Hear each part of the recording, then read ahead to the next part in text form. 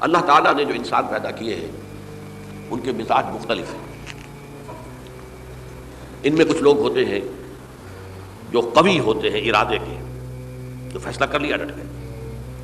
کچھ لوگوں میں وہ قوت ارادی اتنی مضبوط نہیں ہوتی، وہ ادھر ادھر سوچتے رہتے ہیں. کچھ لوگ جسمانی طور پر بہت توانا ہوتے ہیں، کچھ لوگ جسمانی طور پر پیدائشی طور پر کمزور ہوتے ہیں. تو اگر کوئی قوت ارادی کمزور رکھنے والا شخص ہے، وہ بھی تو اللہ کی تخلیق ہے، اللہ کا بندہ ہے، خطاؤں کا ظہور ہو جاتا ہے، توبہ کرتا ہے، پھر کچھ عرصے کے بعد پھر خطا کا ظہور ہو جاتا ہے، پھر توبہ کرتا ہے. تو ہم تو یہ سمجھیں گے کہ ایک حد کے بعد پھر اس کی توبہ قبول نہیں ہونی چاہیے. لیکن حدیث سنیے. وعن ابی ہریرہ رضی اللہ تعالی عنہ قال قال رسول اللہ صلی اللہ علیہ وسلم ان عبدا اذنب ذنبا، یقیناً ایک بندہ جو ہے وہ ایک گناہ کرتا ہے. فقال، پھر وہ کہتا ہے رب، اے میرے پروردگار، اذنبت فاغفر لی، مجھ سے گناہ ہو گیا ہے، مجھے معاف فرما دے. فقال ربہ، تو پروردگار یہ کہتا ہے اعلم عبدی ان لہ ربا یغفر الذنب ویأخذ بہ، میرا یہ بندہ یہ جانتا ہے کہ اس کا ایک رب ہے جو گناہ معاف بھی کر سکتا ہے اور سزا دے بھی سکتا ہے. کیا معنی ہوئے؟ گناہ اس نے کیا ہے لیکن جانتا ہے اللہ کو کہ وہ معاف بھی فرما سکتا ہے، تبھی تو وہ اللہ سے معافی کی درخواست کر رہا ہے. اس کے اس جاننے کی بنیاد پر، اس کے اس علم کی بنیاد پر، اس کے اس ایمان کی بنیاد پر فرمایا غفرت لعبدی، میں نے اپنے بندے کو معاف کر دیا. ثم مکث ما شاء اللہ، پھر وقت گزرا جتنا کہ اللہ نے چاہا. ثم اذنب ذنبا، پھر اس سے گناہ ہو گیا. فقال رب اذنبت ذنبا فاغفر، پھر کہتا ہے پروردگار مجھ سے گناہ ہو گیا، پھر مجھے معاف فرما دے. فقال ربہ، اللہ فرماتا ہے عالم عبدی ان لہ ربا یغفر الذنب ویأخذ بہ، میرا بندہ ہے نا جو جانتا ہے کہ اس کا ایک رب ہے، ایمان باللہ اس کے اندر ہے، تبھی تو پکار رہا ہے.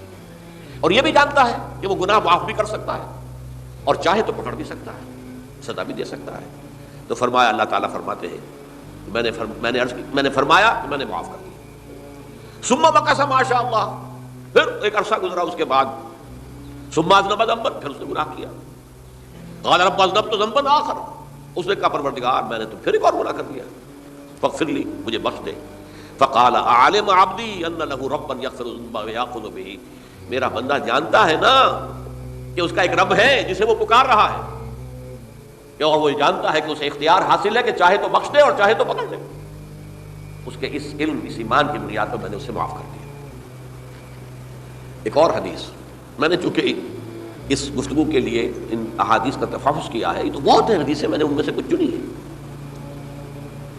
ہمارے بعض واعظ ناصح وہ بھی کسی شخص کو روکتے رہے، برائیوں سے روکتے رہے، نہیں رکتا تو کہیں غصے میں آ کے اللہ تجھے کبھی معاف نہیں کرے.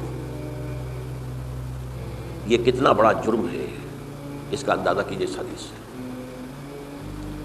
تو میرے بندے کو میری رحمت سے مایوس کر رہے ہیں، کتنا بڑا جرم ہے اس کا اندازہ کیجیے. یہ مسلم شریف کی روایت ہے عن جندب، حضرت جندب رضی اللہ تعالی عنہ سے، ان رسول اللہ صلی اللہ علیہ وسلم حدث، کہ اللہ کے رسول صلی اللہ علیہ وسلم نے ایک واقعہ بیان کیا. ان رجلا قال، کہ ایک شخص نے یہ کہا واللہ لا یغفر اللہ لفلان، کہ خدا کی قسم اللہ تعالیٰ فلاں شخص کو کبھی معاف نہیں کرے گا. وان اللہ تعالیٰ قال، اس پر اللہ تعالیٰ نے یہ فرمایا من ذا الذی یتعالی علیہ، یہ کون ہے جو میرے اوپر حکومت کرنے والا آ گیا، جو میری طرف سے حکم لگا رہا کہ میں کبھی معاف نہیں کروں گا. من ذا الذی، کون ہے وہ شخص، الذی یتعالی علیہ انی لا اغفر لفلان، کہ میں فلاں شخص کو کبھی معاف نہیں کروں گا. قد غفرت لفلان، اس کو تو میں نے معاف کر دیا. واحبطت عملہ، اس شخص کے تمام اعمال میں نے ضائع کر دیے کہ تم نے میرے بندے کو مایوس کیا. یہ ہے جرم کی انکار. تو توبہ کی دعوت دیتے رہو، توبہ کے لیے لوگوں کو آمادہ کرتے رہو، توبہ جو ہے اس کے لیے ترغیب دیتے رہو. اللہ تعالیٰ معاف فرمانے والا. اب آخری حدیث سنا رہا ہوں، یہ تو بہت ہی عجیب حدیث ہے اور متفق علیہ، یہ بخاری اور مسلم دونوں میں. حضرت ابو سعید الخدری رضی اللہ تعالی عنہ جو ہے وہ اس کے راوی ہیں. حضور نے فرمایا کانا فی من کانا قبلکم رجل قتل 99 نفسا، تم سے پہلے جو امت تھی بنی اسرائیل، گویا کہ ان کا ذکر ہے، اس میں ایک آدمی ایسا تھا جس نے 99 قتل کیے تھے۔ اب آپ اندازہ کیجئے کتنا بڑا گناہ کبیرہ ہے قتل۔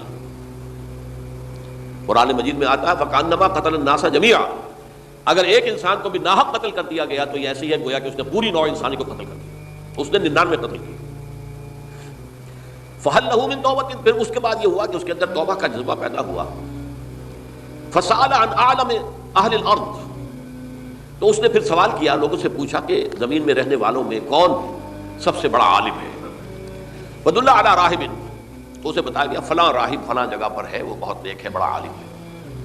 فَأَتَاهُ، وہ اس کے پاس آیا، فَقَالَ أَنَّهُ قَتَلَ 99 نَفْسًا فَهَلْ لَهُ مِن تَوْبَةٍ، انہوں نے کہا دیکھیے راہب صاحب میں نے 99 انسان قتل کیے، اب مجھے یہ بتائیے کہ میرے لیے توبہ کا کوئی امکان ہے؟ فقال لا، اس نے کہا نہیں۔ فقتلہ، اس نے اس کو بھی قتل کر دیا۔ فکمل بہ 100، اپنی سینچری مکمل کر لی، مطلب 99 کے بعد ایک کی کسر تھی، اس کو بھی قتل کیا، 100 پورے کر لیا۔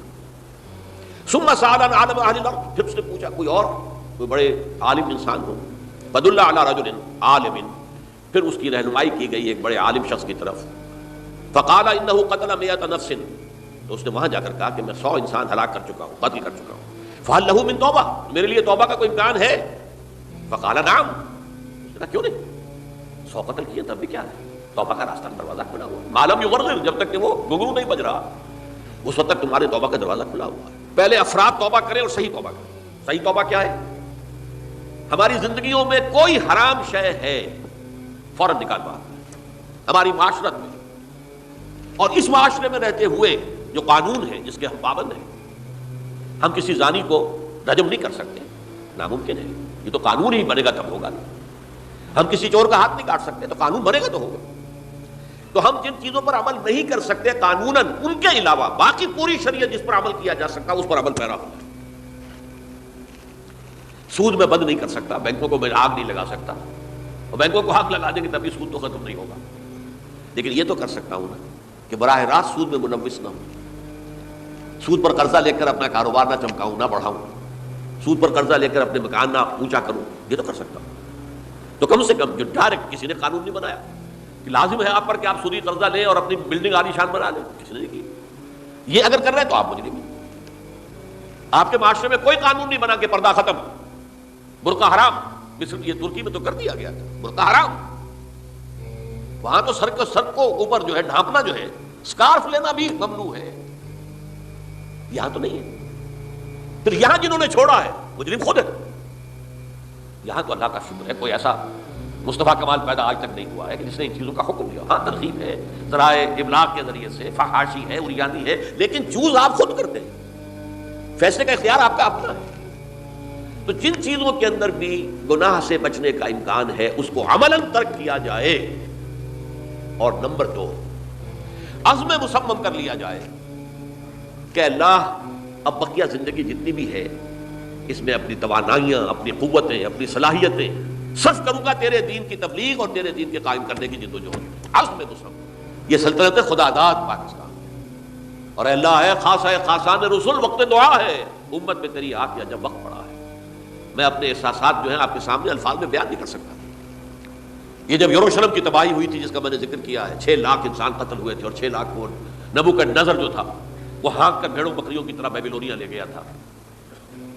اس سے پہلے کتنے ہی نبی اہل کتاب کے وہ کہتے رہے تھے کہ ہوش کرو، توبہ کر لو، بلکہ ایک جگہ کے الفاظ یہ ہیں درخت کی جڑ پر کلہاڑا رکھا جا چکا ہے، اب بھی ہوش میں آ جاؤ، ہوش میں نہیں آئے۔ دنیا پرستی جو بھی ان کے نفس پرستی جو بھی ان کے اوپر مسلط ہو چکی تھی، اس نے انہیں توبہ نہیں کرنے دی، تباہی و بربادی ہو گئی۔